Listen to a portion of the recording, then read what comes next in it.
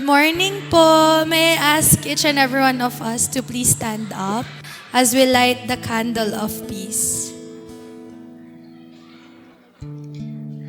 Isaiah 40:3-5. In the wilderness, prepare the way for the Lord. Make straight in the desert a highway for our God. Every valley shall be raised up, every mountain and hill made low. The rough ground shall be leveled, the rugged place a plain. And the glory of the Lord will be revealed, and all people will see it together. For the mouth of the Lord has spoken. Today, we light the candle of hope and expectation. Let this candle remind us that the great hope we have in Jesus Christ, the Messiah, and in God's promise. And as we light the candle of preparation and peace, let it remind us to prepare our hearts in the coming of Christ. Father, guide us in confession of our sins. We know that in the greatness of your love, you have promised to forgive us, cleanse us as we prepare our lives for the coming of Jesus again. This we ask in His name. Amen. Merry Christmas, one beat! Pakibati naman po yung mga katabi nyo ng Merry Christmas! Yan, it is indeed a Merry Christmas. Tama po ba? Yan, napakarami po nating reasons to be cheerful. Amen? So many reasons to celebrate. Amen? Alam nyo po, we can be cheerful and we can celebrate because we have Christ. Amen po ba? Pakisabi again, tell your seatmates, you have Christ. So today, let us join the angels and all of heaven as we celebrate Jesus Christ. Let us declare, glory to God in the highest.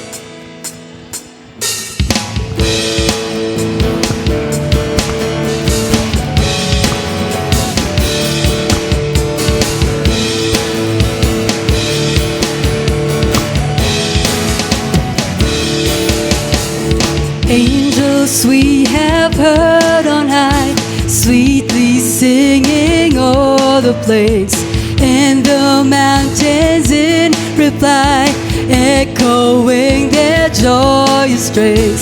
Gloria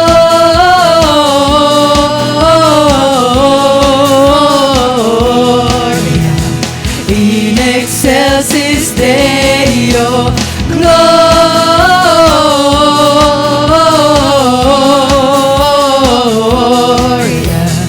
In excelsis Deo.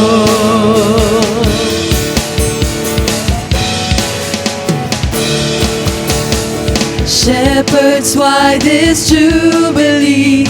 Why your joyous strains prolong? What the gladsome tidings be, which inspire your heads? Sing Gloria!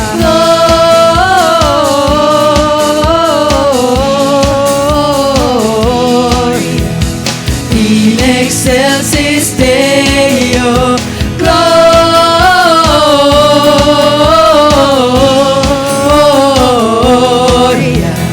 in excelsis Deo.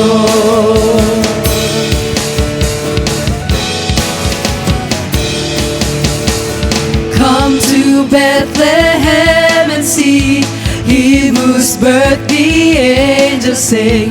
Come adore on bended knee, Christ the Lord, the newborn King. Gloria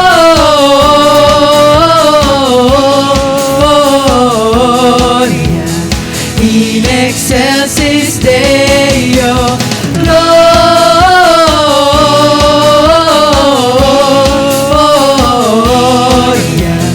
in excelsis Deo. Gloria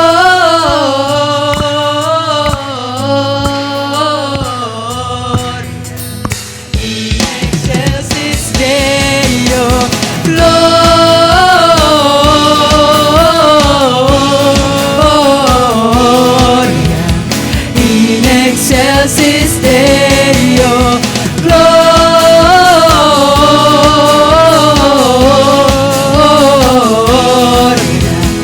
in excelsis Deo. Glory to God in the highest. Sabihin po natin lahat, glory to God in the highest. Indeed, there is no one like our God. No one as holy, no one as faithful, no one as mighty. He alone is worthy of our praise.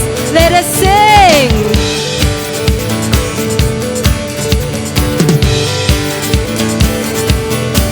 You have given me a reason, so I'm singing my praise unto you. You have lifted every burden, so I'm singing my praise unto you. It's a brand new day. It's a brand new day. So I give you praise. So I give you praise. All for you, Lord, it's all for you. You're the reason that I lift my voice and give you praise. Lord, I give you praise for the things you do. 'Cause there's nobody like you, you. There's nobody like you, you. There's nobody like you. You've got me singing and rejoicing, overflowing with praise unto you. Now I'm living in your freedom, overflowing with praise Say it unto again, it's a you. brand new day. It's a brand new day. So I give you praise. It's a brand new day. It's a brand new day. So I give you praise. All for you, Lord, it's all for you. You're the reason that I lift my voice and give you praise. Lord, I give you praise for the things you do. 'Cause Sing it there's again, all for nobody you. like all for you. Lord, it's all for you. You're the reason that I lift my voice and give you praise. Lord, I give you praise for the things you do. 'Cause there's nobody like you, you. There's nobody like you, you. There's nobody like you, you. There's nobody like you, you. There's nobody like you. There's nobody like you. It's a brand new day. It's a brand new day. It's a brand new day. So I give you praise. So I give you praise. It's a brand new day. It's a brand new day. So I give you praise. So I give you praise. It's a brand new day. It's a brand new day. So I give you praise. So I give you praise. It's a brand new day. So I give you praise.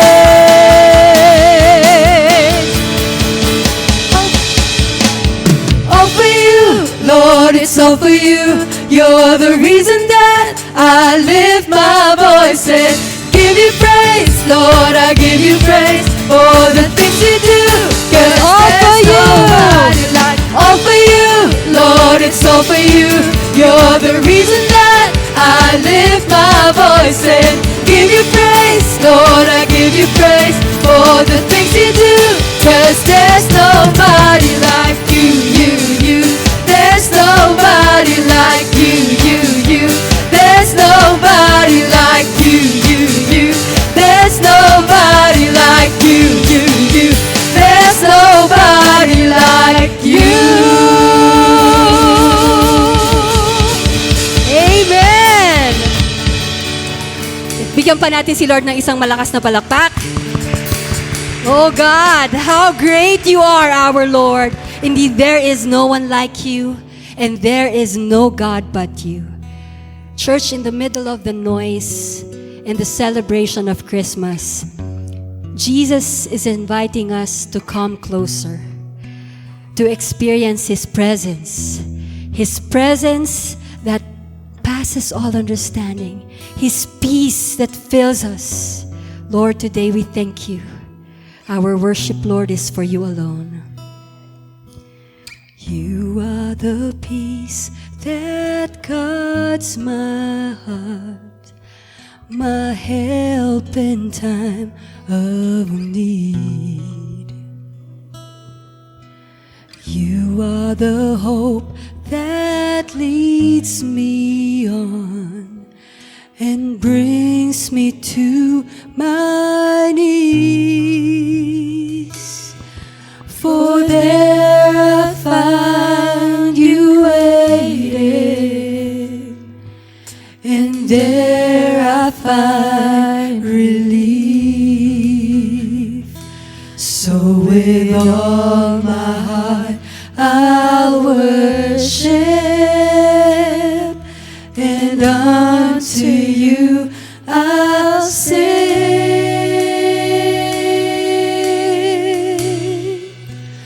For you alone deserve all the glory. For you alone deserve all praise.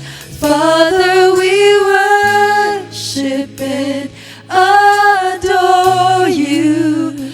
Father, we long to see your face. For you alone deserve all the glory.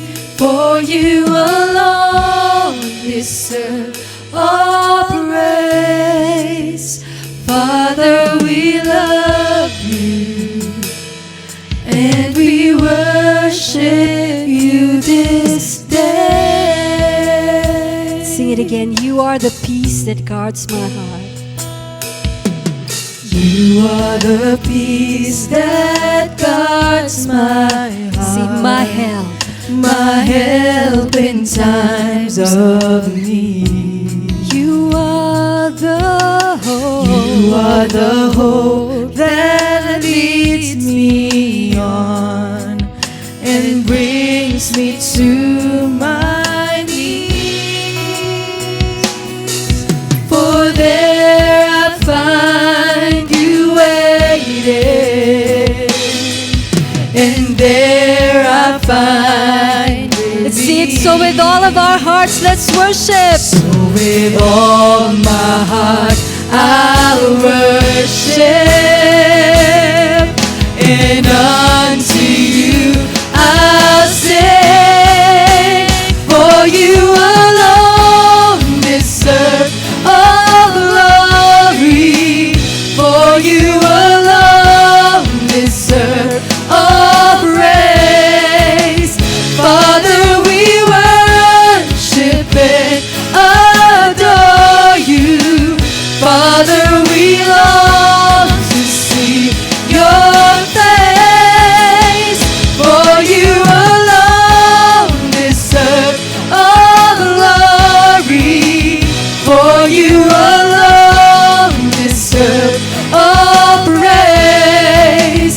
Father, we love you, and we worship you this day. Church, in this moment, let's remember who God is to us. He is our peace. He is our hope. Lord, we declare that you alone deserve all the glory, all the honor, and the praise. Come on, church, let's lift our voices and sing.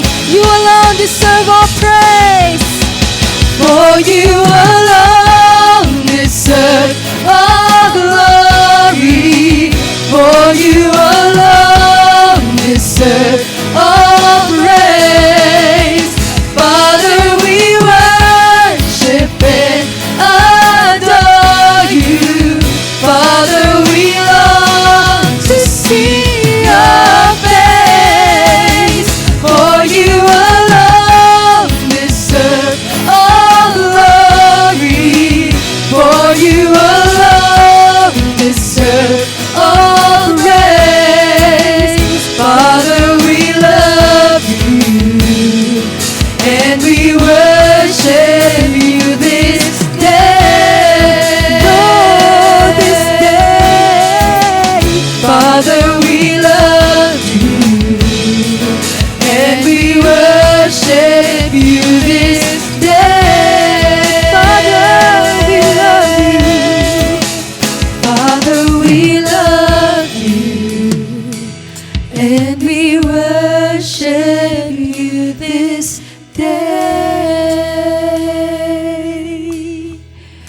God. Thank you, Lord. As we continue in praise, church, let us remember that we worship God not only for what He has done. We worship Him because of who He is. He is faithful. He is holy. He is worthy. He will be the same yesterday, today, and forever. Let us worship our God. Because of who you are, I give you glory. Because of who you are, I give you praise. Because of who you are, I will lift my voice and say, Lord, I worship you because of who you are. Lord, I worship you because of who you are. Sing it again, because of who you are, Lord. Because of who you are, I give you glory. Because of who you are, I give you praise. Because of who you are, I will lift my voice and say, Lord, I worship you because of who you are. Lord, I worship you. Lord, I worship you because of who you are. Sing it, Jehovah Jireh, Jehovah Jireh, my provider, Jehovah Nissi, Lord, you reign in victory, Jehovah Shalom, my Prince of Peace, and I worship you because of who you are. Because of who you are, I give you glory. Because of who you are, I give you praise. Sing it, because of who you are. Because of who you are, I will lift my voice and say, Lord, I worship you because of who you are. Sing, Lord, I worship you. Lord, I worship you because of who you are. Jehovah Jireh,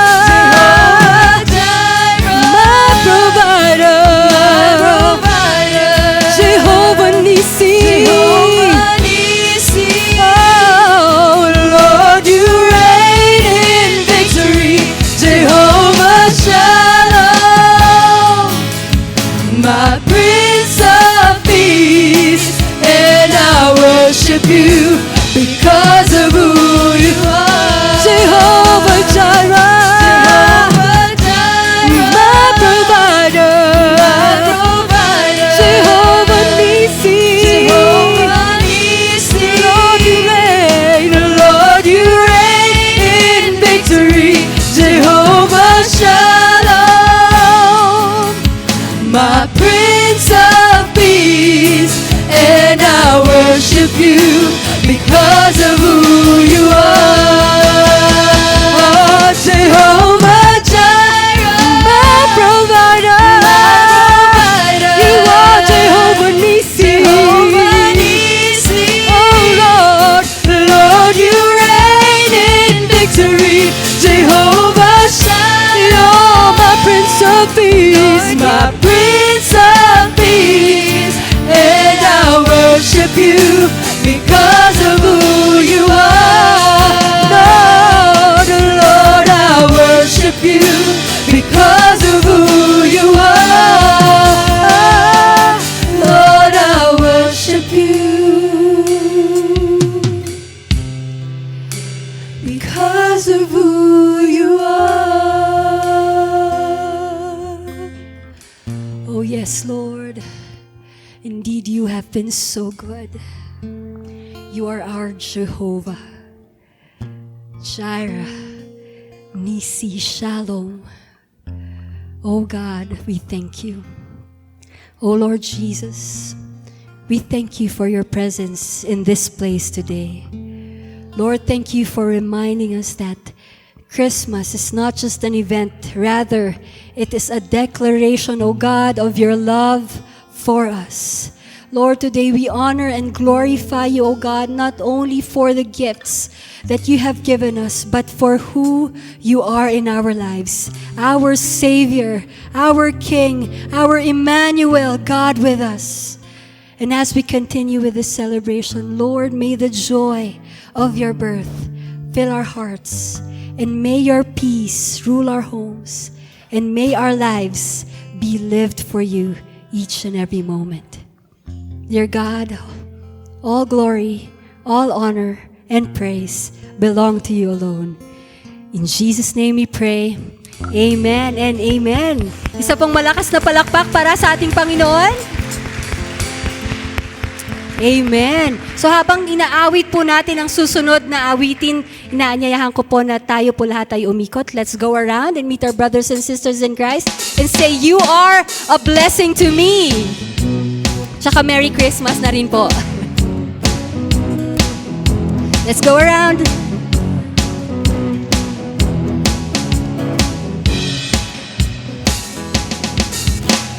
Kaya tuwing Pasko ay dumarating na, ang bawat isa'y para bang namumroblema. Di mo alam ang regalong ibibigay ngayong kahirap na itong ating buhay. Meron pa kayang caroling at Noche Buena, kung tayo naman ay kapos at wala ng pera. Nakakahiya kung muling pagtaguan mo ang iyong mga inaanak sa araw ng Pasko.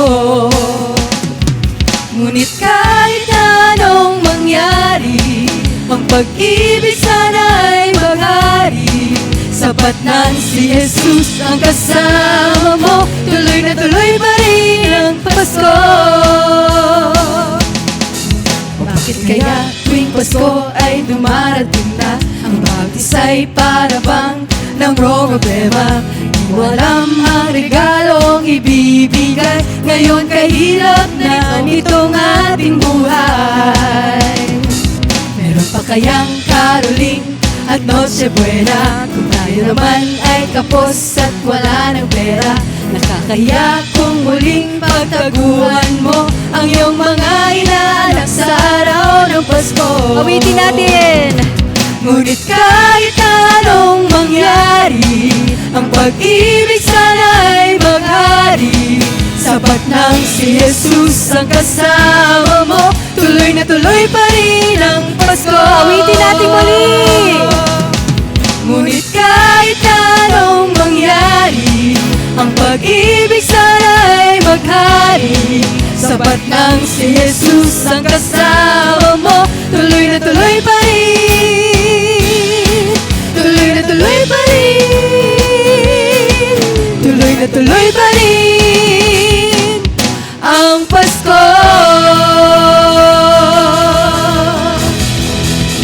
Isa pa pong mas malakas na palakpak para sa ating Panginoon. Amen! So, lahat po ng ready ng makinig sa Word ni God, we can all be seated.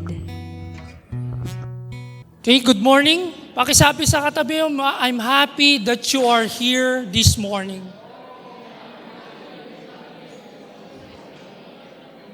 Merry Christmas sa bawat isa. Alam kong gutom na kayo. Mas excited ba kayo sa pagkain kaysa sa... Oh yes?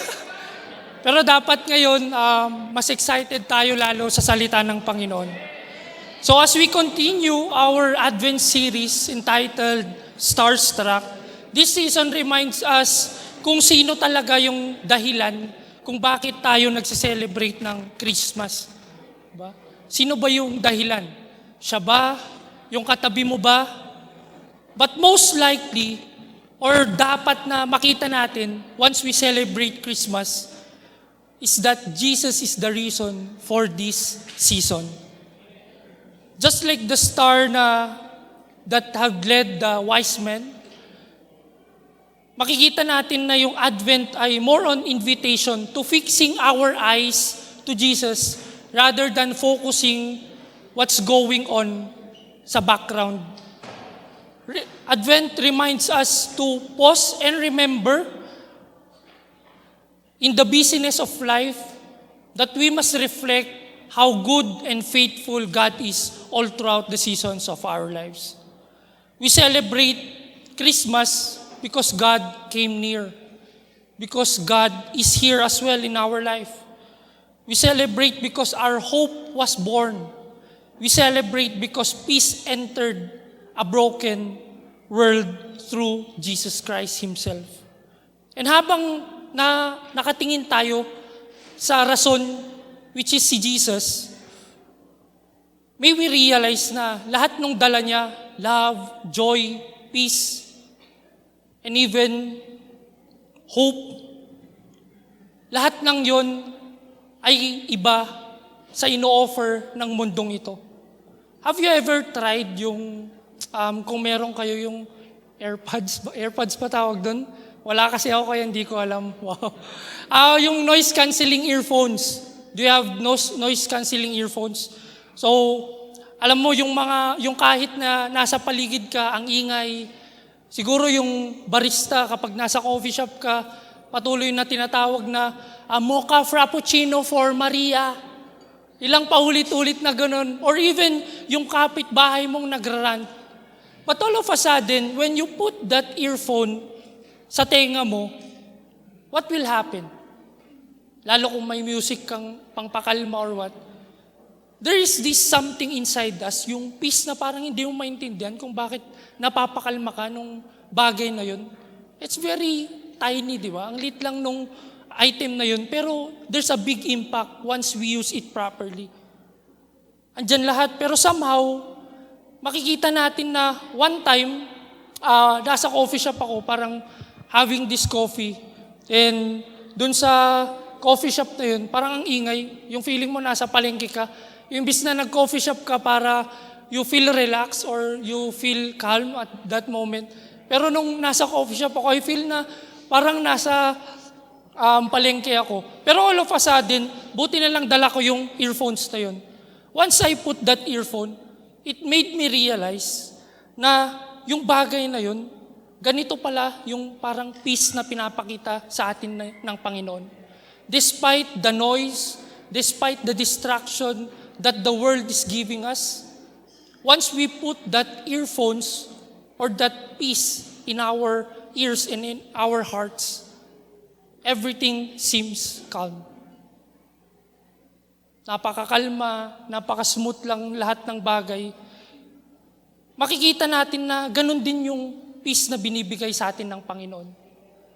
Hindi niya naman pinangakong aalisin niya yung ingay sa buhay natin, pero mas pinangako niya na kahit maingay yung mundo, pwede ka pa rin magkaroon ng katahimikan sa puso mo. At doon ko mas lalong naintindihan that peace that comes from God truly hits different. Hindi siya yung ordinary peace. Hindi siya yung shallow peace na makikita mo lang sa kung saan-saan. Hindi siya yung peace na kapag pumunta ka sa Boracay, akala mo yun na yung peace. Hindi, gastos yun. Di ba? Hindi siya yung akala mo nagpaspa ka, you feel relaxed, pero pag uwiin mo ng bahay, pagod ka rin naman. Tama? Akala mo napaka-relaxing, pag beauty rest ako, magpamassage ako, magpagupit ako, magpa-nails ako. Pero all of a sudden, everything pag natapos mo lahat ng bagay na yun, parang feeling mo hindi fulfilled. Parang feeling mo kulang pa rin yung lahat ng bagay na yun. But God reminded us of something better. It's a peace that stays even though our life shakes. Today, our sermon or our Advent series, Starstruck, is entitled, Peace Hits Different. Pakisabi sa katabi mo, peace hits different. Peace hits different kasi sa totoo lang, sa mundo natin ngayon, sa kung saan tayo ngayon, sa panahon natin, ang daming nawawalan ng peace. May mga bagay na iniisip tayo, mas lalo nating iniisip. Kunyari, yung mga bills natin na, shucks, bukas na pala yung due. Di ba, binibisita ka na ni Juna. Tama? Lagi kang binibisita ni Juna kasi bukas na pala yun. Or even, yung mga times na may relationship ka, but all of a sudden, hindi ka sigurado kung saan pupunta. Or even sa school, may mga deadlines tayo na parang dumadami habang natutulog tayo. Di ba? Meaning nun, parang mas productive pa yung deadline kesa tayo. Parang sipag ng deadline, no? Sa buhay natin, or even responsibilities. Napakasipag nila na pag titignan mo, mas productive ba yung responsibilities or deadlines sa buhay ko? May mga worries din tayo na wala ka namang ginawa pero bigla na lang sumusulpot-sulpot. Yung mga tipong kahit nasa simbahan tayo, we don't feel at peace. Yung kahit nasa bahay tayo, feeling natin di tayo relax. Kahit nakangiti ka, ngiti, pero deep inside niyan, alam ko may pinagdadaanan yan. Kaya peace hits different dahil hindi ganun kadaling maramdaman yung peace sa sobrang ingay ng mundong ito, sa sobrang bilis, sa sobrang magulo. But the good news that God has given us for this day and forever is the peace that Jesus is given us in our life. It's different from the peace that world offers. It hits more personal, deeper, and lasts forever. The peace is not found in the place or even sa event na meron, or even your situation or even your feeling, but it is found in Jesus alone. Hindi mo kailangan na maging perfect lahat ng environment, napaka-smooth lahat, or even yung timing ng lahat-lahat. Ang kailangan mo yung isang Diyos na siya yung mismong rason kung bakit ka merong peace sa puso mo.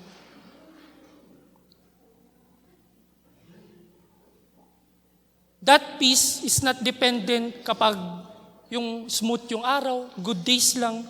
Yung peace na kahit may bagyo, alam mong binibigyan ka ng Panginoon ng calmness. Kahit may problema ka, yung hope na yun, or even yung mga binibigay sa atin ng Panginoon, it gives you pag-asa. This kind of peace truly hits different. So our passage for this morning is found in Philippians 4:6-7. Alam ko you're all familiar with it. It is one of the teachings of Paul about how peace becomes possible even in this chaotic world, and how God gives us peace that hits different from anything else we've ever known. So let me invite everyone to please stand as we give honor to the reading of God's Word this lovely morning.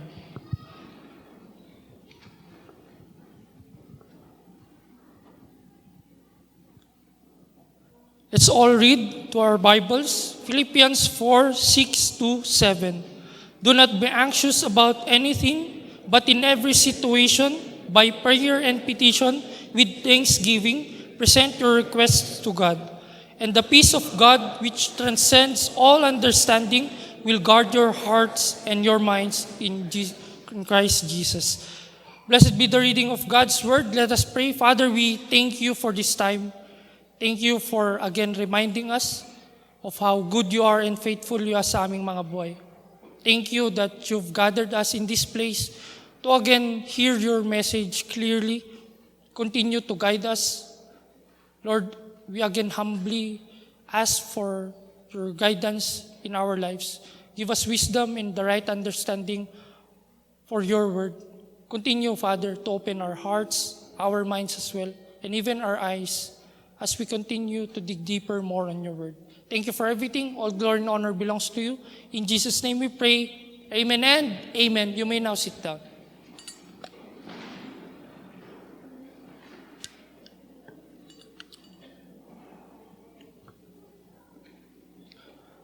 Okay, I hope Jesse will translate it to my friends from Myanmar. So, for us to understand more the context of this passage, kailangan natin makita yung pinaka-context ng bagay na to. Sinimulan ni Paul yung letter sa mga tao dun sa Church of Philippi na at that moment, nasa prison siya. Pero pag titignan natin, he started his message from verse 4 with the word rejoice. Kapag tayo ba nagdadaan ng sakuna sa buhay or problema sa buhay, is it easy to rejoice? It's very hard. But even Paul reminded us to rejoice. Sabi niya doon sa verse na yun. Makikita natin that from his letter, nung sinulat niya to, hindi naman siya yung nasa Starbucks, tamang uminom lang ng mocha or frappuccino, or even nasa Boracay na tamang-tama lang na nagbabakasyon, or even dito sa Baguio na nagpapalimig. Once we see the context of this, he is in prison. Kahit na ganun yung sitwasyon niya, makikita natin na pinaulit niyang sabihin or sinulat dun sa letter na yun, yung salitang rejoice. Kaya kapag sinabi ni Paul na do not be anxious about anything or do not be anxious, hindi ito galing sa kanya na parang sa situation niya na napaka-relax. But more on, yung situation niya, it's hard. Because he is in prison. But still, he wrote it, rejoice and even do not be anxious.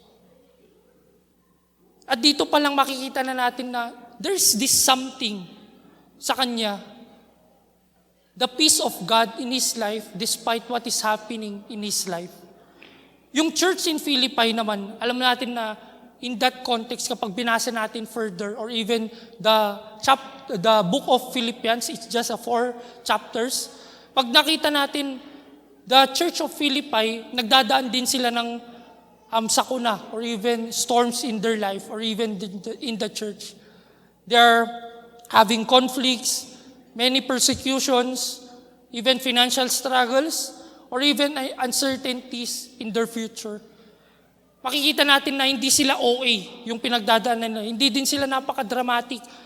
Talagang mahirap yung pinagdadaanan nila. Kaya nung sinabi ni Paul, one of the encouragement of Paul here, is sabi niya, do not be what? Anxious. Hindi ito para sabihin niyang, huwag kang mag-inarte. Hindi naman sinasabi ni Paul na bawal mag-inarte. Pero sinasabi niya dito, it's an invitation para sabihin niya, oo, alam kong mabigat, pero alam kong napaka-importante ng peace na binibigay ng Panginoon despite kung ano man yung nangyayari sa ating paligid or even sa ating mga buhay. Paul here wasn't shutting down their emotions or even our emotions, but he is pointing them or pointing us to the peace that hits deeper than our anxiety. At dito pumapasok yung title natin, Peace Hits Different. Kasi tulad ng Philippian churches before, sa mundo natin ngayon, ang daming taong naghahanap ng peace, pero sa maling lugar. Yung iba naghahanap ng peace through success. Siguro naghahanap yung iba ng peace through your relationships. Or even naghahanap ka ng peace through binge watching.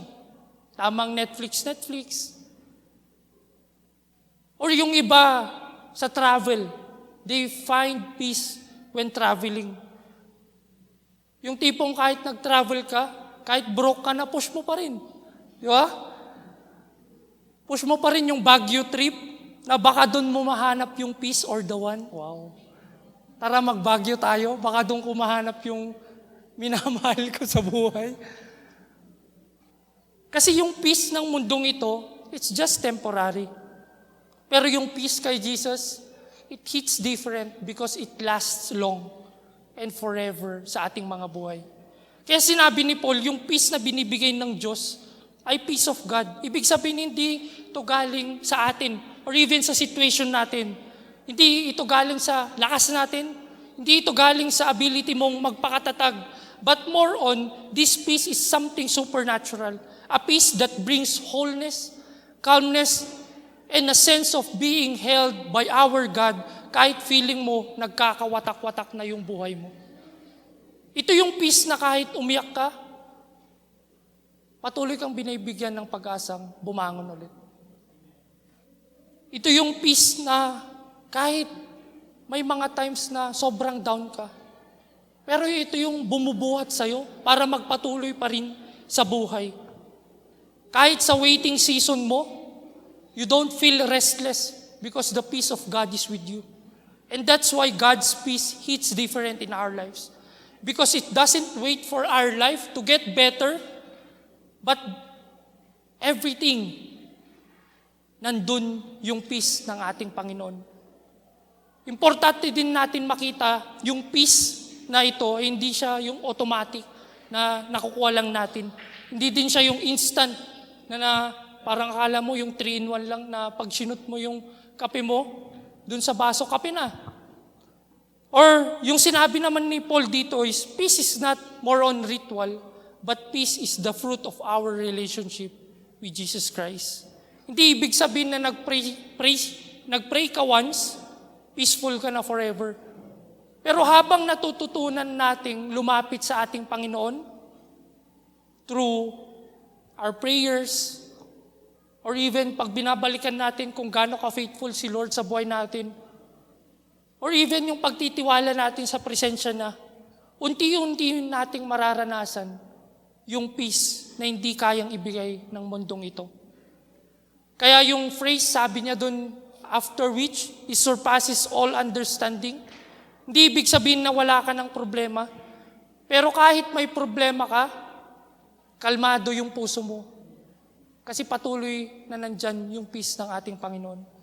Because that peace is continuously guarding your heart and even your mind. So when Paul says here that God is continuously guarding our hearts and our minds, we can truly feel that in our lives once we are truly connected with our God. So when we say peace hits different, we're not talking about more on escaping the realities of life. We're talking about discovering a peace that doesn't break under pressure, peace that doesn't disappear in stress, and peace that doesn't depend on our situation. This peace that comes from Christ and not from our circumstances. Peace that remains even when life gets heavy. Peace that holds you even when life is hard. Kaya yung real question sa atin, yung realidad na makikita natin dito is, madalas kasi tayo, tinatanong natin si Lord, kailan mawawala yung problema ko? Lord, kailan ba mawawala to? Kailan ba matatapos to? But rather, may we focus more on the question, paano ako lalapit lalo sa'yo kapag ako ay nagdadaan sa mga bagay na to? Because when you run to Jesus, that's when you discover more. Discover more His peace truly hits different. So there are 3 things that I would like to share for you this morning. First thing that we can see from this passage is the word praying. Pakisabi sa katabi mo, praying. Sabi niya dun sa Philippians 4:6, di ba? Do not be anxious about anything, but in every situation, by prayer and petition. Kapag naririnig natin yung word na prayer, madalas, siguro naisip niyo yung pag-pray niyo ng 3 times a day, during your meal, or even yung bago ka matulog, kahit puyat ka na, you still pray. Or even yung mga times na kapag may exam ka, tas hindi ka nag-review, tas feeling mo pag nag-pray ka, alam mo na lahat ng sagot. May mga ganong moments tayo. Pero here, Paul, iba yung pagtingin niya. Para sa kanya, prayer is more of our response of the heart towards the anxiety. Makikita natin dito na prayer is choosing to turn God first before turning to panic. Madalas kasi we turn to panic or anxiety rather than going to our prayer. Peace hits different when we pray, when our prayer becomes our first response. Once we feel anxiety. Prayer is not what you do kapag talo ka na emotionally. But prayer is what you do para hindi ka talo emotionally. Sa Philippians 4:6, makikita natin na sinimulan ni Paul dito, yung sabi niya dito, do not be anxious about anything. Yung word na anxious here in Greek means being pulled apart in different directions. Meaning yung parang yung utak mo hinihila ng problema, yung puso mo hinihila na matakot ka. Tapos, alam mong sa lahat ng ginagawa mo, napaka-busy mo, yun yung mga bagay na nanghihila sa'yo, which made you anxious. Kaya minsan pagod tayo kahit wala pa tayong ginagawa. Kasi ang pagod galing sa loob, hindi sa labas. Pero pag pinansin natin, yung sinabi ni Paul here is that, hindi naman niya sinabi na bawal kang ma-stress. Bawal kang magkaroon ng problema. Pero yung sinabi niya dito, wag mong hayaan na yung anxiety mo humawak sa puso mo. Madalas kasi we let anxiety rule our hearts and even our minds. Kasi kapag yung anxiety, yung naging driver ng lahat-lahat ng ito, it crushes our emotion. Ang hirap mag-push forward. Ang hirap mag-focus sa ating Panginoon. And this is where we see it, na iba yung peace na patuloy na pinapakita at pinapadama sa atin ng mundong ito. Sabi ni Paul doon, di ba? But in every situation, by prayer and petition. Ibig sabihin, lahat ng sitwasyon mo, pwede nating dalhin sa ating Panginoon. Meaning, walang exempted. Lahat ng bagay pwede nating sabihin sa ating Panginoon. Hindi lang yung mga big problems. Madalas kasi yung mga malalaking problema, saka lang tayo lumalapit sa Panginoon. Hindi lang yung mga life-changing decisions, even yung mga small frustrations nyo, pwede nating ilapit ito sa ating Panginoon. If you feel tired, kapag stress ka, discouraged ka, or even yung, Lord, nakaka-stress. Bukas, picture taking ko ng graduation, nagka-pimple pa ako. Mga bagay na yun, pwede mong ilapit sa Panginoon. Or even yung mga pumila ka ng ang haba-haba sa Jollibee, nasasabihin sa order mo, sorry sir, hindi po available. Or even pag pumila ka sa kantin, tapos pag ikaw na, sir, ubos na po, punta na lang po kayo sa susunod na karinderya. Even in those situations, we can still pray at ilapit ito sa ating Panginoon. Yung prayer dito sa ating passage is more on with dependence, and yung petition dito ay humble asking because you trust Him more than yourself. Kung lahat pwedeng magpa-anxious sa'yo, di dapat lahat din pwede nating ipag-pray. Meaning, it is God or even Paul inviting us that in any situation that we are having, may we continue to be close more to our God. Lumapit ka through praying, and you can see how God works sa bawat buhay natin. Madalas iniisip kasi natin yung goal ng prayer ay para baguhin yung sitwasyon natin. Gusto natin yung ganun no? Pag lumapit tayo magdasal, once we are praying, gusto natin, pag tayo nagdasal, nababago na agad yung sitwasyon. Pero hindi. Alam mo yung binabago ng Panginoon sa atin? Yung puso natin. Yung character natin. Prayer rearranges our heart. That it's a reminder that prayer puts back God at the center of everything. Prayer opens our hands that were clenched by fear.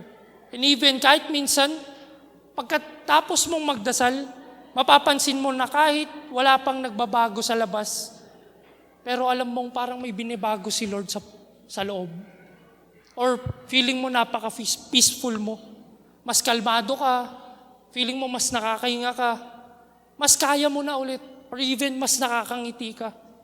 That's because prayer reminds your soul na hindi mo naman kaya lahat without praying or even without our connection to our God. This is why peace hits different. Kasi bago pa tayo gumalaw, si Lord patuloy nang gumagalaw sa paligid mo. Sa panahon natin ngayon, parang yung default response natin sa stress ay panic, right? Madalas pag na-stress tayo, madalas nagpapanik tayo. Hindi sa prayer. Kapag may unexpected bill ka, nagpapanik ka. Kapag hindi nag-reply si crush mo, nagpapanik ka. Feeling mo, crush ba niya ako? Or love ba niya ako? Or even, kapag nag-chat ka sa isang tao, tas very important yung message na yun. Kunyari, nag-chat ka ngayon, 11:13, tas all of a sudden, hindi pa siya nag-reply. Then mamaya, 3 o'clock, chinek mo ulit, hindi pa rin siya nag-reply. Madalas nagpapanik tayo sa mga bagay na yun. Ang prayer dapat hindi last resort sa atin. Once we feel that anxiousness. Parang yung charger, di ba ginagamit lang natin kapag lowbat na tayo or lowbat na yung mga phone natin. Pero yung tinuturo sa atin ni Paul here is that palitan ang anxiousness ng prayer. Our prayer must be our answer to the anxiousness that we are feeling. Hindi mamaya or hindi kapag wala ka ng no choice. Pero sabi ni Paul, now. Ngayon na. Kasi walang problemang lumalala naman kapag patuloy nating nilalapit sa ating Panginoon. Alam mo yung mas lumalala? Kapag yung alam mo nang ang daming problema, pero hinayaan natin na yung worry or anxiousness yung umiikot sa ating isipan. Panic adds noise. Anxiousness adds noise even. But prayer brings peace that hits different in our lives. Ito yung maganda sa prayer na binibigay sa atin ng Panginoon, yung connection natin sa Kanya, na hindi mo naman kailangan ng perfect na prayer. Madalas kasi pag tinawag ka or pag tinanong ka, marunong ka ba mag-pray? Madalas yung sagot natin, hindi ko po alam mag-pray. Or takot tayo mag-pray. But here, Paul is reminding us na hindi kailangan perfect yung prayer natin. Hindi kailangan napakalalim ng English natin para tanggapin ng Panginoon. Ang kailangan lang naman ni Lord is yung honest na prayer. Yung totoong galing sa puso't isipan natin. Pwede mo namang sabihin na kapag nag-pray ka, Lord, pagod na ako. Lord, natatakot akong mawala siya. Or even, Lord, natatakot ako sa lahat ng bagay. Lord, ikaw nang bahala. Yun yung mga moments na gustong marinig sa atin ng Panginoon. That honest prayers, rather than yung mga gusto kasi natin na yung parang highfalutin words yung ginagamit natin para mas mapakinggan ng ibang tao na, wow, ang galing mo mag-pray. Pero hindi. Hindi naman chine-check ni Lord yung grammar mo pag nag-pray ka right? Hindi naman grammarly si Lord Na kapag mali yung grammar mo, ay mali, hindi ko natatanggapin. Hindi naman ganun si Lord. Sa lahat ng bagay, sabi niya doon, kaya peace hits different. When instead of being anxious about everything, we pray in every situation that we are having. At that moment, you choose more prayer over panic. Doon makikita natin yung peace na hindi kayang ibigay ng ibang bagay at ng mundong ito. Peace hits different when you choose honesty on dependence sa ating Panginoon. Prayer doesn't promise na mawawala agad lahat ng problema, pero it promises you will never carry your problem alone because God's peace is with you. Second thing that we can learn from it is the word reflecting. Pakisabi sa katabi mo, reflecting.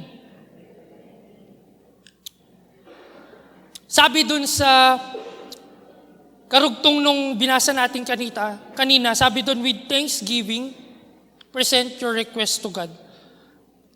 Makikita natin na madalas sa buhay natin, pag tatanungin ko kayo, kailan ka last na nag-look back on how good God is in your life? Madalas ka bang naglo-look back, nagre-reminisce kung gaano kabuti yung Panginoon, or even ka-faithful sa lahat ng ito? Kaya dito sinasabi ni Paul, na hindi lang sinabi ni Paul na mag-pray, pero sabi niya doon, dinagdag niya doon, with thanksgiving. Ibig sabihin, habang lumalapit tayo sa ating Panginoon, may kasama dapat na pag-aalala kung gaano kabuti siya sa ating mga buhay. Ibig sabihin, habang lumalapit tayo sa ating Panginoon, iniisip natin kung saan niya tayo dinala na ngayon. Kung dati tinulungan niya tayo, napaka-faithful niya pa rin until today. Yung idea dito is more on remembering with gratitude. Meaning, active recalling kung gaano ka-faithful si God sa atin. Hindi ito yung passive na thank you lang, but more on the intentional reflection of how good God is in our life. Para bang sinabi ni Paul na habang nagpe-pray ka, huwag kang mag-focus. Huwag mong i-focus lang yung mata mo sa problema. I-focus mo ito sa ating Panginoon kung saan ka na niya dinala ngayon. Sa context nung Philippian church, the church was more on under pressure or even fear or even anxiety at those times and even uncertainty. Pero kahit ganon, Paul is encouraging them to give thanks. Why? Kasi ang totoong marunong mag-reflect ay mas madaling makakaranas ng kapayapaan sa ating puso. Kasi para mas peaceful yung hearts natin eh. We are not anxious about something or anything. Once we thank God, we remember more how good and faithful God is in our life. Kapag nagre-reflect tayo, yung worry mo, kapag hindi pala tayo nagre-reflect sa ating buhay, kung gaano kabuti yung Panginoon na ginagawa niya sa atin, yung worry natin parang mas lumalaki. Pero kapag tayo mismo nagre-reflect on how faithful God is, even when nothing changes outside, truly, God is continuously working behind the scenes. Reflection replaces fears with memory. Reflection replaces panic with reminder. Reflection replaces doubt with perspective. Kaya sinabi ni Paul na dapat may thanksgiving habang nagpipray tayo. Kasi our thanksgiving forces our hearts to look back. Na makikita natin na grabe na Lord, ang layo na nung journey ko. Dahil dinala mo ako sa kung saan ako ngayon. Grabe Lord, kung paano mo ako sinustain sa buhay ko. Yun yung mga moments that as we reflect or as we look back before, dun mas nag-uumapaw kung gaano kabuti ang Panginoon at mas nagbibuild lalo yung peace na patuloy niyang binibigay sa atin. Sa totoo lang kasi sa dami ng nangyayari sa mundong ito, ang hirap mag-reflect. Feeling natin, parang ang bilis ng buhay. Tama? Parang kunyari kahapon nag-birthday ka, feeling mo, tumanda ka na kinabukasan. Ang daming ginagawa. Ang daming mga gawain sa school, mga deadlines. Yung mga bayarin mo na din, palagi mong inisip. Kaya minsan hindi natatapos yung stress. Yung feeling mo may kasunod siya lagi. Kaya yung nangyayari, after natin mag-pray, parang wala. We feel empty. Bumabalik tayo sa overthinking. Minsan yung reflection time natin must be personal, must be intentional as well. That may we choose reflecting how good God is rather than focusing sa lahat ng nangyayari sa ating buhay na humihila sa atin or ninanakaw sa atin yung pagiging grateful sa lahat-lahat. Reflection is hindi lang siya yung reminiscing or looking in the past. Ito yung more on remembering who God is in your story. Reflecting reminds you that God healed you before. Even God sustained you before. Or even God protected you. And even God guided you. Reflection helps us to thank God more in our lives. Kaya sinabi ni Paul na dapat may thanksgiving kasi thanksgiving is the fruit of our reflection to our God. Reflecting helps our heart to be grateful. And the more you reflect, the calmer your heart becomes. The peace doesn't come from a perfect situation. It comes from a perfect God who does not change ever. Kaya nga sabi dun sa atin ni Paul, the second step for us to learn from this passage is reflecting. Choosing to think about God's faithfulness more than our fears. Reflecting is choosing more on the truth rather than the lies. Reflecting is reminding your soul that God has been good and will continue to be good in your life. Kaya sabi ni Paul, with thanksgiving, thanksgiving is not something we just feel, but it's something you must choose. And when you choose to reflect on God's goodness, peace becomes more possible sa ating mga buhay. Kasi yung pusong marunong mag-reflect ay pusong marunong magkaroon ng pahinga sa buhay. And when we learn to rest in God, doon natin mararanasan that truly His peace hits different in our lives. Third thing that we can learn from it is the word experiencing. Sabihin mo sa katabi mo, experiencing. Dito sa point 3, makikita natin kung paano talaga natin mararanasan or we experience yung peace na sinasabi ni Paul. Yung peace na kakaiba. Paul is teaching us that peace is not something we produce. We cannot produce peace. But peace is something God gives to us. Hindi siya yung self-made or hindi ito dahil tinulungan natin si Lord. But ito ay more on, He delivered it na yung peace na yun sa ating mga puso't isipan.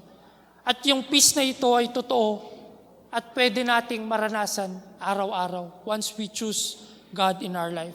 Sabi ni Paul, and the peace of God, yung peace na ito, hindi ito galing sa mga sitwasyon na meron tayo or hindi galing sa success mo or even hindi galing sa control mo. Ito yung peace na galing mismo sa ating Panginoon. Means, it is His character. Peace is His character as well. Sa Greek, makikita natin na yung meaning ng peace is that overflows from God's own nature. Ibig sabihin, kung si God, ganun ang peace na binibigay niya.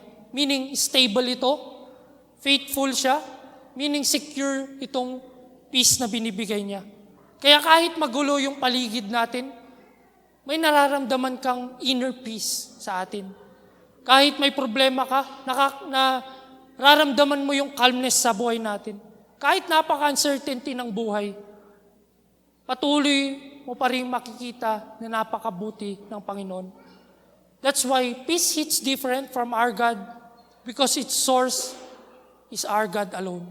Hindi siya yung galing sa mundo, pero galing sa ating Panginoon na hindi nagbabago. Paul continues, sabi niya doon, which transcends all understanding.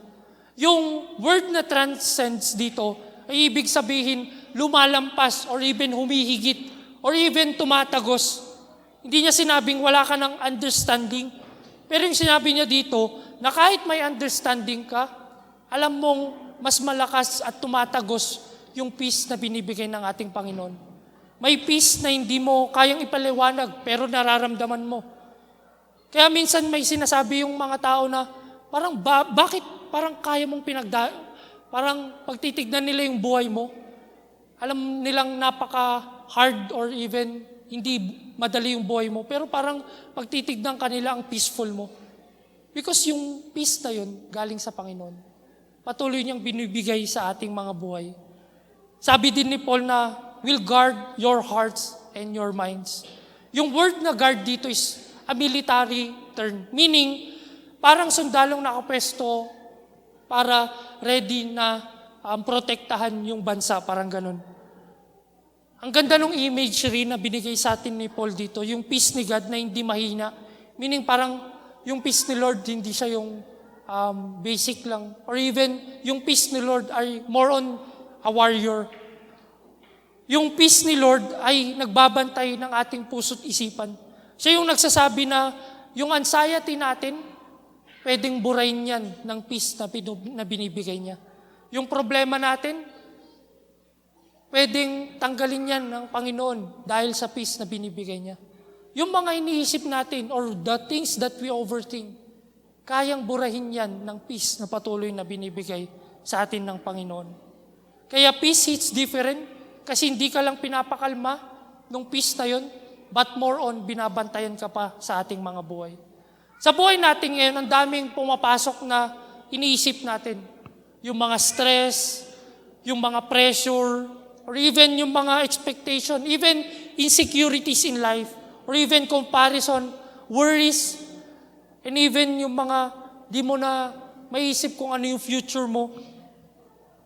Yung mga bagay na yun, feeling ko parang bagyo traffic lang. Yung sunod-sunod, siksikan, walang pahinga. Yung tipong bagyo to bagyo 2 hours. Sinong nakaranas nun? Bagyo to bagyo 2 hours, grabe, di ba?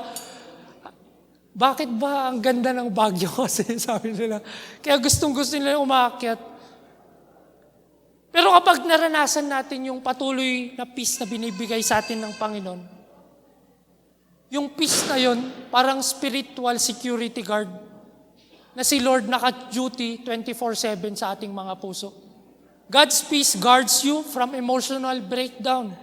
God's peace guards you from overthinking. God's peace guards you from believing lies as well. God's peace, makikita natin, is very important in our life. Without God's peace sa ating mga buhay, ang hirap mabuhay kapag wala yung presensya at peace ng ating Panginoon. Lastly, sinabi ni Paul, in Christ Jesus, ibig sabihin, yung peace na ito na nararanasan natin, dapat more on connected sa ating Panginoon. Hindi mo pwedeng bilhin ito or pwedeng i-check out lang para ma-purchase mo ito. Hindi mo siya pwedeng i-manifest. Hindi mo siya pwedeng galing sa positive thinking na lang na alam kong meron yung peace na to. Pero alam natin na yung peace na ito ay nature ng ating Panginoon or even character ng ating Panginoon na siya yung dahilan kung bakit kalmado ka.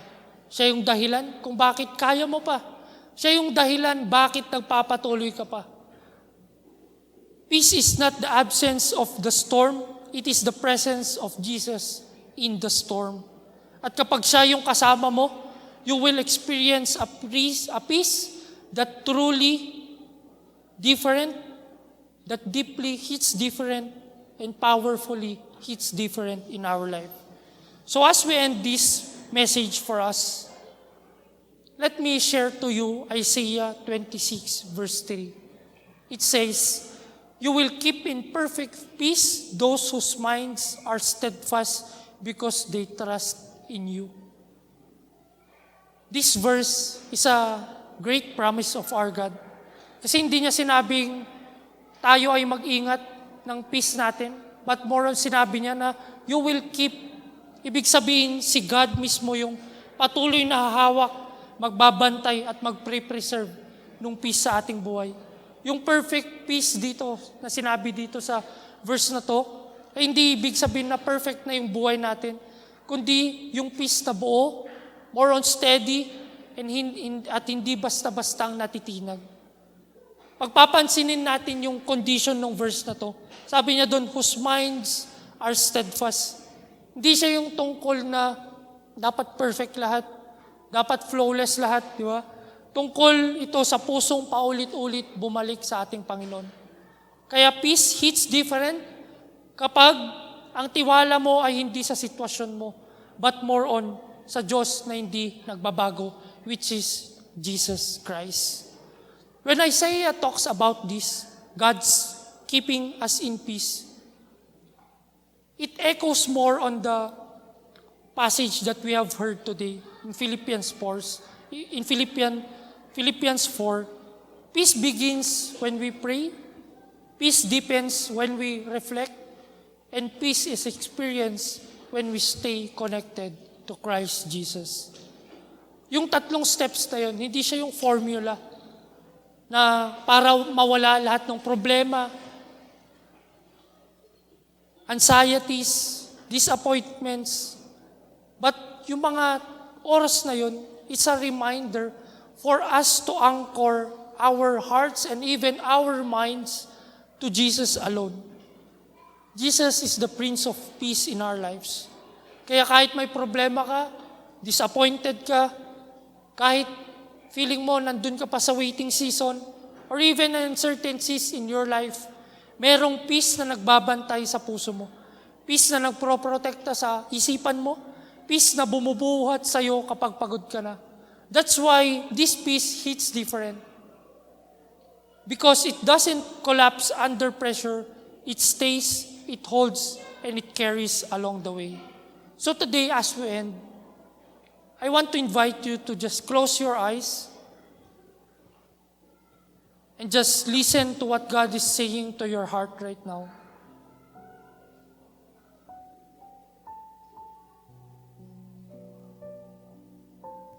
There are moments in our lives na we don't understand.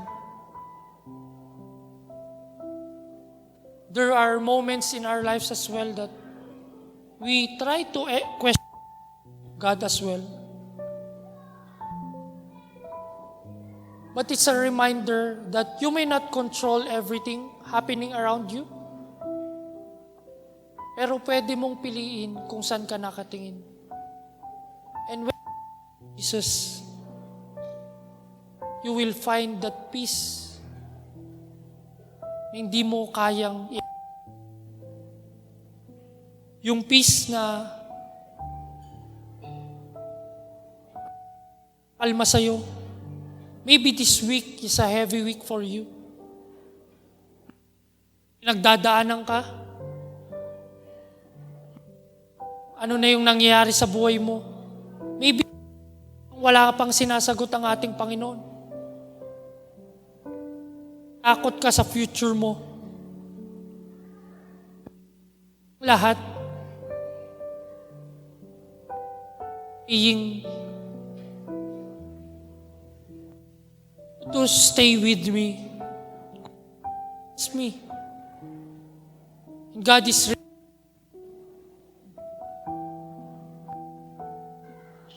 He's with you.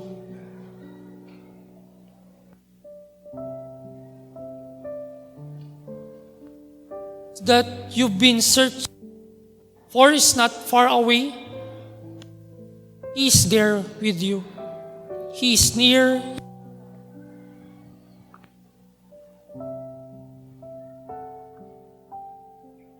The peace that you've searching is continuously roaming around you. Di mo kailangan hanapin yung peace na yun sa achievements, your relationships, or even perfect situations, circumstances.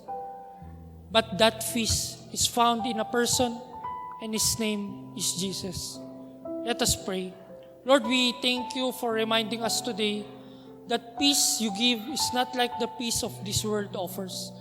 We confess that many times we allow fear, even worry, and even overthinking to lead our hearts. Often we panic before we pray, but today we choose to come back before you, Lord. We place our hearts in your presence and choose to trust you even when things are unclear. Thank you, Lord, that even when life is hard and something heavy, you remain calm in our lives. You stay as calm. Thank you for the peace that is not dependent on our situation, but on your unchanging faithfulness. Lord, we ask you to guard our hearts and our minds in Christ Jesus. Teach us to pray instead of worrying, to reflect instead of complaining, and to remain close to Jesus instead of relying on our own strength. For those who are tired, Lord, give them rest. For those who are carrying heavy burdens, give them strength. For those who are afraid, give them courage. And for all of us, Lord, fill us with your peace, the peace that truly hits different. We surrender everything to you, trusting that you are with us both now and forever. In Jesus' name we pray. Amen and amen. So in response to our message we have heard today, we come together as a family to break bread and remember what the Lord has done for us. So the Apostle Paul reminded us in 1 Corinthians 11, it said there, "For I received from the Lord what I also passed on to you.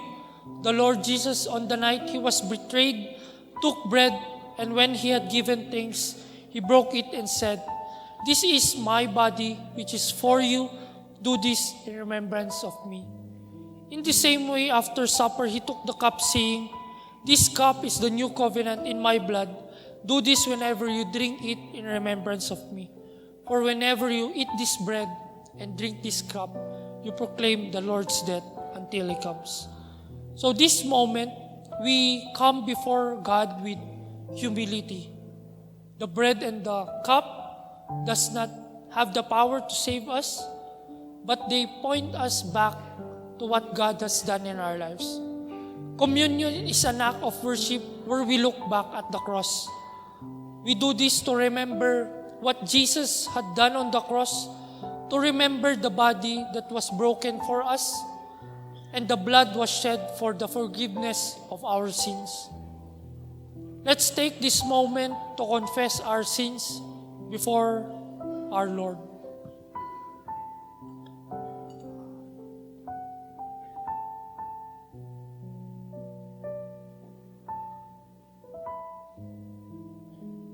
Let us pray. Lord, we come before you asking for forgiveness. Thank you for your body that was broken for us and your blood that was shed for our sins. We remember today that we are not saved because of our works, not because of our goodness, but because of your sacrifice on the cross. Thank you for your love that never fails and even your grace. As we take these communion elements, continue, Lord, to cleanse our hearts. Continue to make us humble. Make us aware of your presence. Help us to live in a way that honors you every day. Lord, continue also to strengthen us to follow you, to love others, and to walk with your presence. In Jesus' name we pray. Amen and amen. So the ushers of the church will be standing in front. If you wish to partake the communion elements, we invite you to form two lines in the middle and partake of the said elements. You may now begin.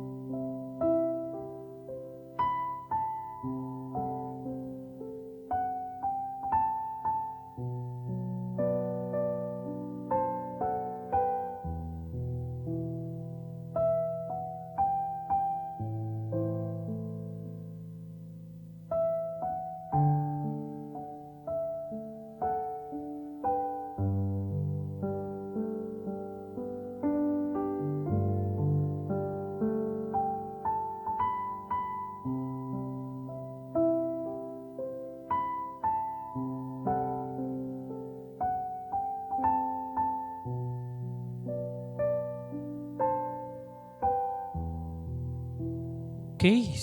So, shalom, pakisabi sa katabi mo. Alam niyo po ba ang meaning ng shalom? Peace. Okay, so peace. Ayan. Okay, so nakita ko yung card na to, no? Sa Bible ninyo meron dyan, di ba? Tingnan niyo kung ano nakalagay dyan. Tapos basahin niyo sabay-sabay. Ano nakalagay? Today, I'm thankful for your tithes and offering. O, di ba? Sakto, di ba? Ayan. So, bakit may tithes and offering? Natanong niyo ba yung sarili niyo, bakit ba kailangan kong magbigay ng tithes and offering? Natanong niyo po ba? Sa sarili ninyo? Alam niyo, I'm thankful for your tithes and offering dahil nakatayo ako ngayon sa inyong harapan.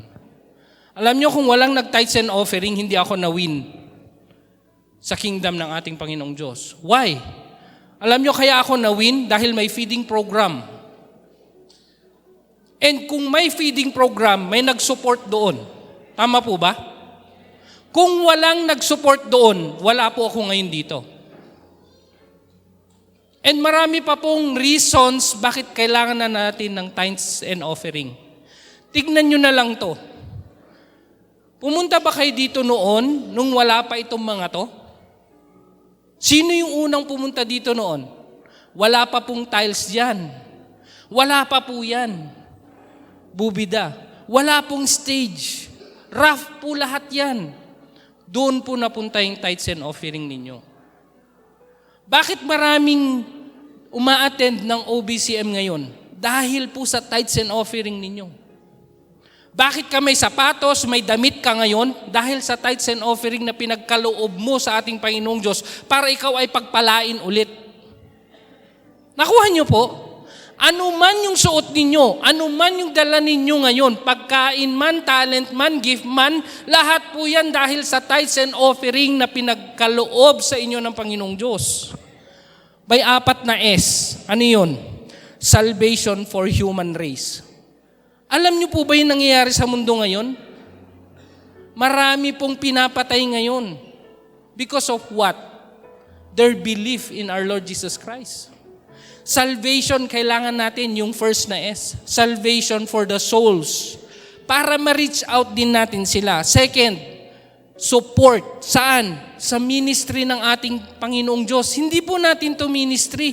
Pinagkalooban lang tayo para mag-minister sa ministry ng ating Panginoong Diyos. Pangatlo, salary ng man of God natin. Tingnan nyo salary of man of God. May pastors tayo. Alam niyo po ba si Pastor Maya? Support po ng tithes and offering. Kaya po siya nakapag-aral. Tulong po natin sa kanya yun. Dahil paano? Para maipalaganap yung salita ng ating Panginoong Diyos. Thankful tayo saan? Sa tithes and offering. Pang-apat, safety net po ng ministry ng ating Panginoong Diyos. Paano na lang kung wala tayong funding? Nakuha nyo? Saan tayo pupulutin? Sa kangkungan? Nakuha nyo yung point ko? 4, safety net. Kailangan natin yun. Para makapag-bless tayo ulit ng marami pang tao. Okay po ba yun? Ito lang ang challenge sa atin. Sabi nga, may warning, may rewards, at may promises. Basahin ko lang sa Matthew 6:1-4. Before of practicing your righteousness before other people in order to be seen by them, for then you will have no reward from your Father who is in heaven. Thus, when you give to the needy, sound no trumpet before you, as hypocrites do in the synagogues, in the streets, that they may be promised by others. Truly I say to you, they have received their reward. But when you give to the needy, do not let your left hand not know what your right hand is doing, so that if giving may be in secret, and your Father, He sees you in secret, and will what? Reward you. Sabihin mo sa katabi mo, may reward pala si Lord pag nag-tithes and offering ka. Sabihin mo sa katabi mo, may reward ang ating Panginoong Diyos. Ito pa, will man rob God, yet you are robbing me? But you say, how have we robbed you? In your tithes and contributions. You are cursed with a curse, for one robbing me, the whole nations of you. Bring the full tithe into the storehouse, that there may be food in the house, and thereby put me to the test, says the Lord, the host. If I will not open the windows of heaven for you, to pour down you a blessing until there is no more need. Tignan nyo ha, si Jesus inopen niya window. Tama? Kung ang window, inopen niya, na blessed na tayo, what more kung yung pintuan, yung door, inopen niya? Di ba mas marami? Mas malaki? Tama po ba? Of course. Tama. Kasi mas malaki yung door ng ating Panginoong Diyos. Kaya lang sa atin dahil may hesitations tayo, anong nangyayari? Grab. O kumbaga, withheld natin yung para sa ating Panginoong Diyos. Lastly, sa James 1, every good gift and every perfect gift is from above, coming down from the fathers of light, with whom there is no variation or shadow due to change. Ito lang ang challenge ko po sa inyo. Hindi po ako galit. Okay? Hindi porket kasama ako sa finance, no? Marami akong sinasabi. Ito lang yung point ko. Why do we give? Is an act of worship, gratitude, faith in showing God comes first, reflecting His generosity and trusting His promise to you. Hindi po sa akin lang. To you. To each and every one of you. Tanungin mo yung sarili mo.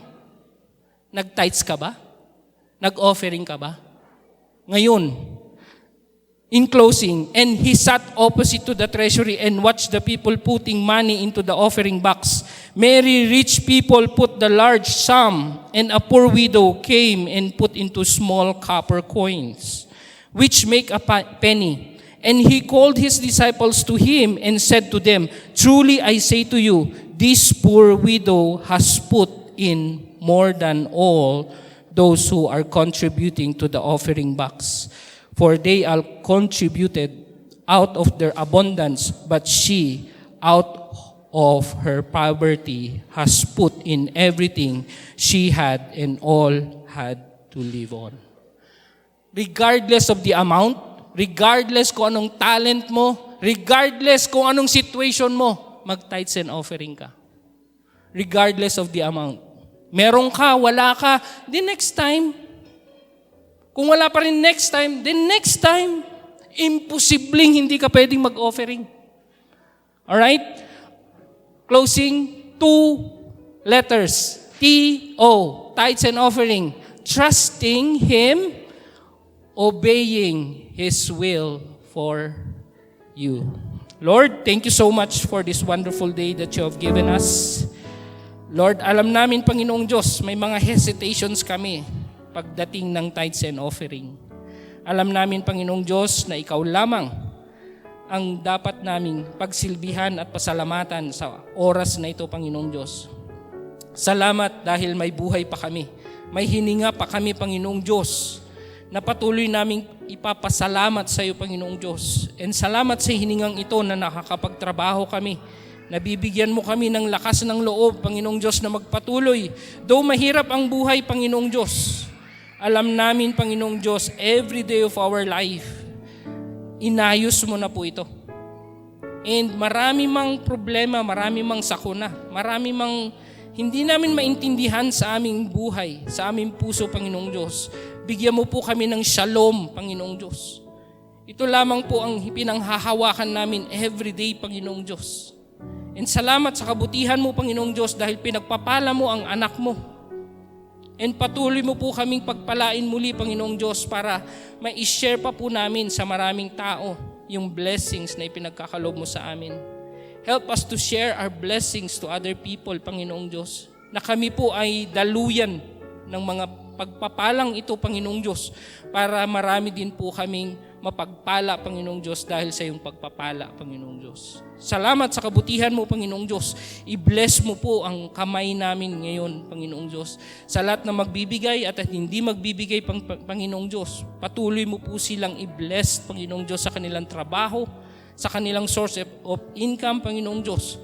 At patuloy po nilang ialay nila ang kanilang trabaho sa araw-araw na ipinagkaloob mo.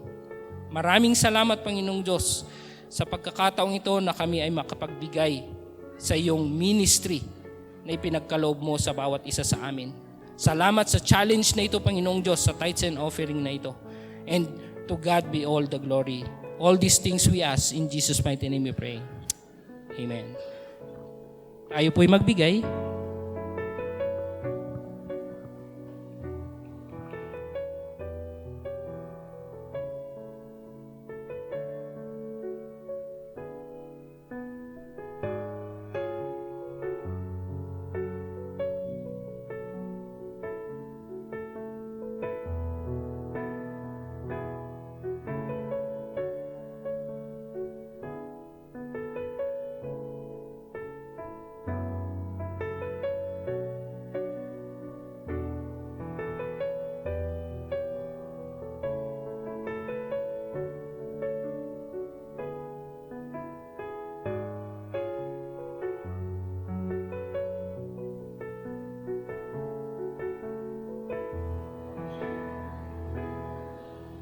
Okay. I hope na pagtitignan nyo yung surrounding ninyo, may mga nabago na ba? May mga nabago na ba kayong nakikita? May bago na ba kayong nakikita? So, if you're here in OPCM, 2 weeks na po tayong nagre-renovate. But it's a reminder na patuloy tayong maging good steward ng mga resources natin, or even as we offer again. I know na nagbigay kayo, pero let me have this time to encourage you. So this church and this place is where we cry. Dito tayo nanalangin. Dito tayo nag-grow. Dito rin yung mga iba sa atin siguro unang naka-encounter kay Jesus. Every chair, every light, every wall becomes a part of someone's testimony here in OPCM. So today, we are inviting everyone to take part in our special offering for our facility renovation. Hindi lang ito yung pagpapaganda ng facility natin, but ito ay more on the preparation of the house of God where people can feel welcome, safe, and draw more to Him. This renovation is not just for us. It's more for the next family, next youth, next kids, or even yung mga susunod na mga kaluluwa that God will bring through these doors. Sabi doon, di ba, let us not give out of pressure, but out of gratitude and faith, trusting that what we place in God's hands will continue to multiply with His power. Sabi sa 2 Corinthians 9, verse 7, each of you should give what you have decided in your heart to give, not reluctantly or under compulsion, for God loves cheerful giver. So may we declare that as we give for our renovation, our facility, that Lord, this house is for you.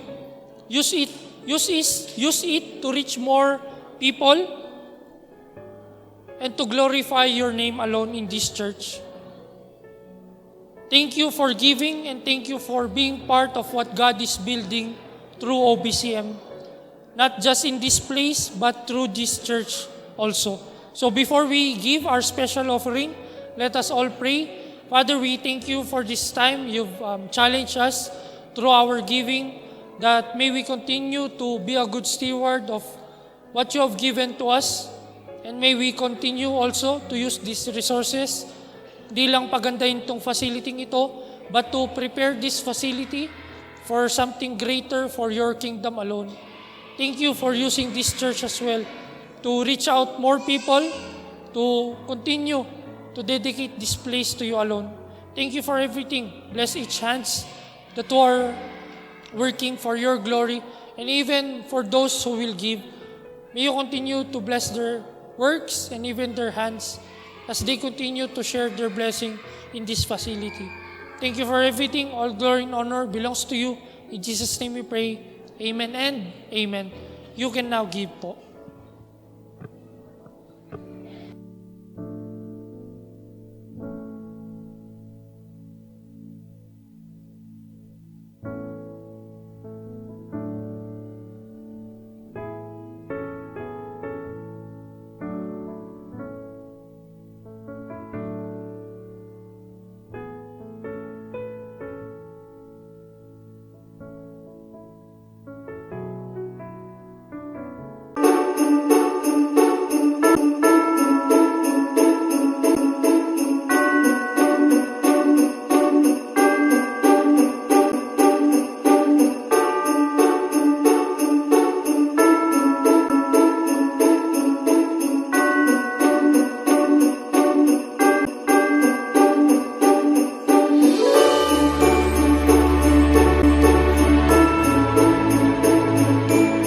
Good morning po, everybody.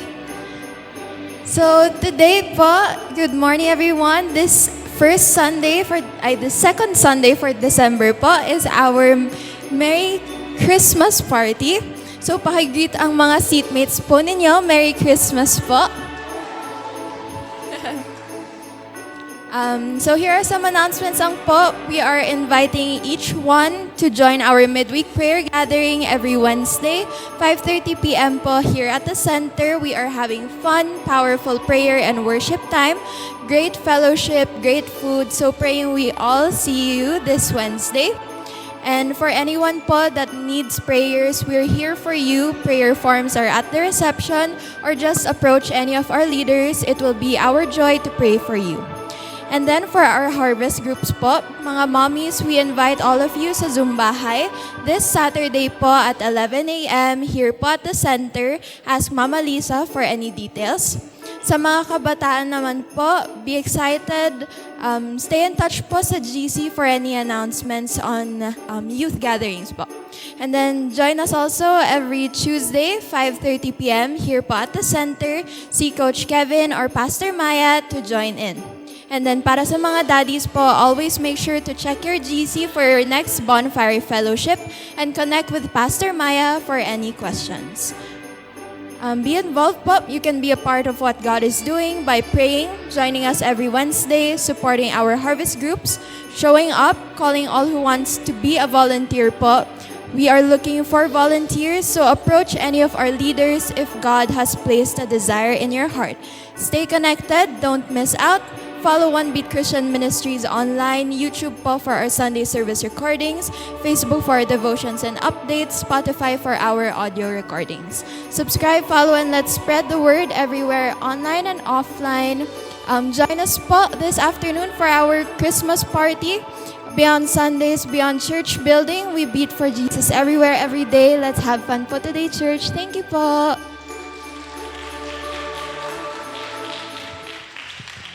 Okay, let's all stand as we pray for one another.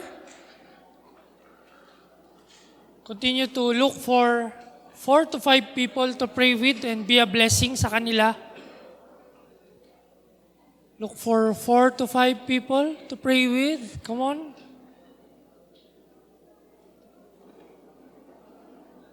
Okay, so before we pray, let's all declare 1 Peter 2:9 sa bawat isa.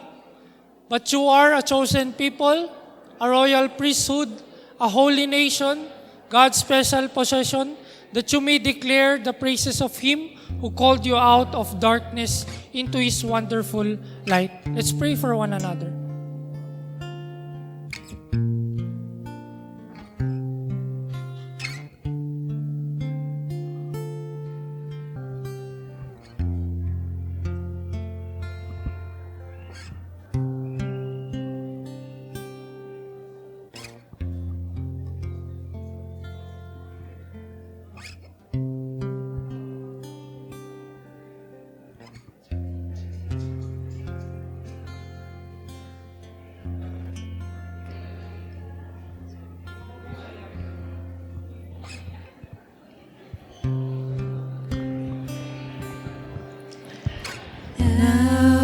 unto him who is able to keep you from falling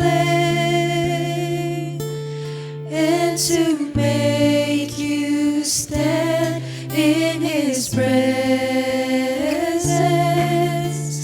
blameless and with great joy. To the only God, our Savior, to Jesus Christ, our Lord, be the glory and the majesty, dominion, and authority, both now and forever. Amen. Both now and forever. Amen. Let's raise our hands towards heaven as we end this service in a word of prayer. Father, we thank you for this time you've gathered us to again reflect on your word, to again hear on what you have said through your word. Thank you for the reminder that truly peace comes from you alone. May we continue to hold on your promises. May we not forget on how good and faithful you are in our lives. The Lord bless you and keep you. The Lord make his face shine upon you and be gracious to you. The Lord turn his face toward you and give you peace. In Jesus' name we pray. Amen and amen. God bless everyone. Please stay for our Christmas party. Thank you and God bless.